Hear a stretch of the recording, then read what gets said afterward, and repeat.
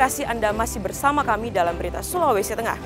Bagi Anda yang baru saja bergabung, kami kembali sajikan 3 berita utama hari ini. Upaya penyelundupan sabu-sabu seberat 3,2 kg digagalkan aparat Polresta Palu di Bandara Mutiara Sis Al-Jufri Palu. Dua nelayan yang dilaporkan hilang berhasil ditemukan dalam kondisi selamat di perairan Desa Torue.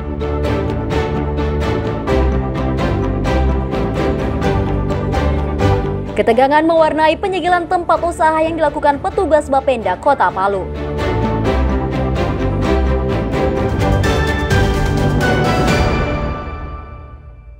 Di gerobaknya tadi di pintu, Pak. Di pintu. Supaya yang dia buka. Raja. Penyegelan tempat usaha di Kota Palu oleh pemerintah Kota Palu diwarnai ketegangan. Sejumlah pemilik usaha menolak saat petugas menyegel sejumlah tempat yang dinilai bermasalah. Adu mulut terjadi antara pelaku usaha dengan petugas gabungan. 5 tempat usaha disegel sementara setelah ketahuan menunggak pajak daerah selama berbulan-bulan. Penyegelan dilakukan oleh Badan Pendapatan Daerah Kota Palu didampingi tim aparat penegak hukum dari kepolisian, TNI, kejaksaan hingga Satpol PP. Tempat usaha yang disegel tersebar di 5 titik berbeda, diantaranya di Jalan Tahlua Konci, RE Marta Dinata, Kimaja, Noki Lalaki, dan Veteran. Usaha tersebut umumnya bergerak di bidang kuliner, khususnya warung dan rumah makan. Menurut Sekretaris Bapenda Kota Palu, Syafrudin, penyegelan sudah melalui proses panjang, termasuk 3 kali surat peringatan yang tidak diindahkan. WP yang kami lakukan tindakan kemarin sudah memenuhi syarat ini. Dan ini bukan kejadian tahun 2025. Ini rata-rata dari 2020, 2021. Karena selama ini ngeyel dengan membantah lah dalam bahasa ininya dengan pemerintah kota. Ya mungkin ada hal-hal yang tidak sejalan menurut versi mereka. Tetapi kami berusaha untuk bersosialisasi kepada mereka. Nah kami juga cuma bukan melakukan penindakan. Yang sifatnya sosialisasi itu rutin kami lakukan, Bos, ya. Melalui banyak media, mengundang mereka langsung, melalui petugas pajak kami yang harus turun ke setiap lokasi. Namun selama ini ditentang oleh beberapa yang mungkin belum sepaham ini. Nah, melalui tindakan yang kami lakukan kemarin, itu sudah tindakan tahap ketiga, berupa penutupan sementara selama 14 hari. Dari data yang ada, sedikitnya 53 wajib pajak di Kota Palu masih menunggak pajak daerah. 5 usaha yang disegel baru langkah awal dan pihak Bapenda Palu akan melakukan penindakan secara bertahap. Syahrul Cahya melaporkan dari Palu.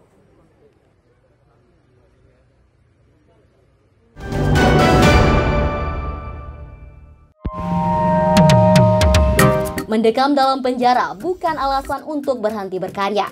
Di lembaga permasyarakatan maupun rumah tahanan Palu, narapidana tetap mengembangkan kreativitas dan keterampilannya. Hasil karya narapidana bahkan tidak hanya bernilai estetik, tapi juga ekonomis. Beragam produk ini lahir dari tangan-tangan terampil para narapidana di Lapas Palu.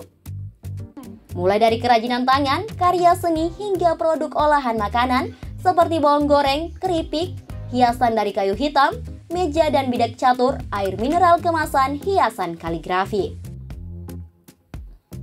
Semuanya membuktikan bahwa kreativitas tidak mengenal batas ruang. Kualitas hasil karya narapidana ini pun tidak diragukan lagi.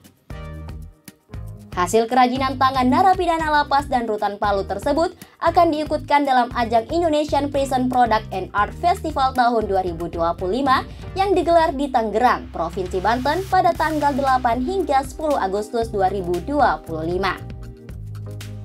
Hasil-hasil dari produk-produk di lapas dan rutan akan kami bawa dan kami ikutkan dalam festival tersebut. Nah, di tahun pertama di awal 2025 kami di bulan itu ikut di Monas. Alhamdulillah beberapa produk-produk dari lapas dan rutan Sulawesi Tengah cukup diminati oleh pengunjung dan beberapa juga sudah dibeli. Penghasilannya kalau tidak salah waktu itu hampir 11 juta. Program pembinaan di lapas dan rutan Palu tidak hanya mendorong narapidana untuk mengembangkan keterampilan dan bakat mereka. Hal ini tidak hanya memberikan mereka kegiatan positif, tetapi juga membantu mengekspresikan diri, mengurangi stres, dan meningkatkan rasa percaya diri. Ikram Boya Oge melaporkan dari Palu.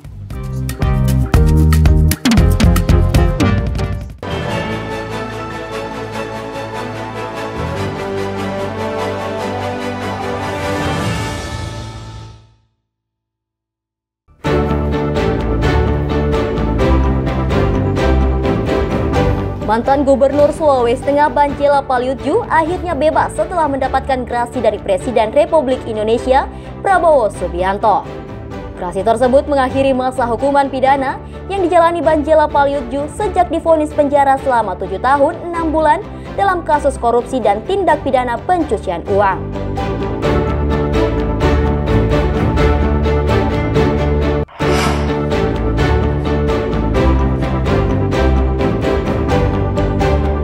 Dua pengedar sabu-sabu ditangkap aparat Polres Poso di Jalan Trans Sulawesi Kota Poso, Jumat dini hari. Selain menangkap pelaku berinisial MR dan MRK, polisi juga menyita sejumlah paket sabu-sabu siap edar.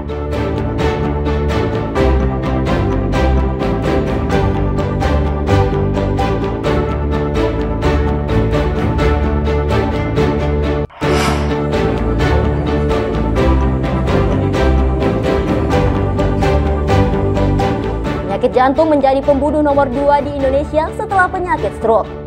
Data Kementerian Kesehatan Republik Indonesia menyebutkan angka kematian karena penyakit jantung sebanyak 250.000 kasus.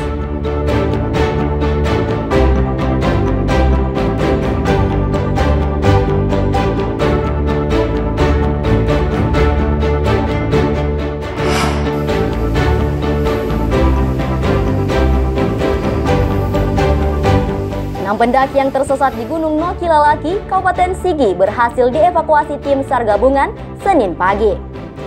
Keenam pendaki ditemukan dalam keadaan selamat setelah mengalami masalah saat perjalanan turun dari puncak gunung tersebut.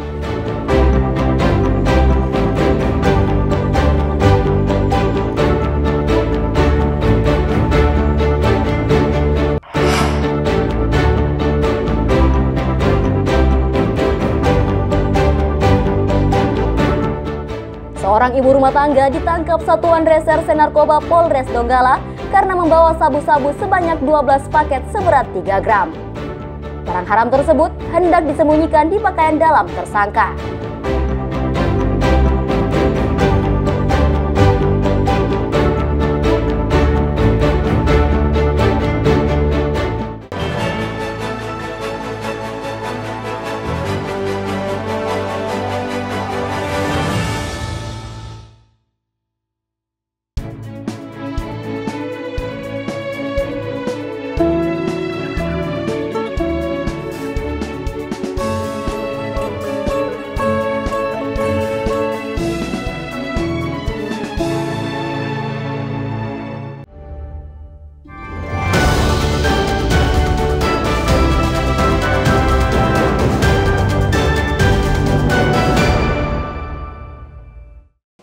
Informasi tadi mengakhiri jumpa kita dalam rangkaian berita Sulawesi Tengah hari ini. Atas nama rekan yang bertugas, saya Aurel Lagia mengucapkan terima kasih atas kebersamaan Anda. Selamat beraktivitas dan sampai jumpa. Songgom Puasi, Tabe.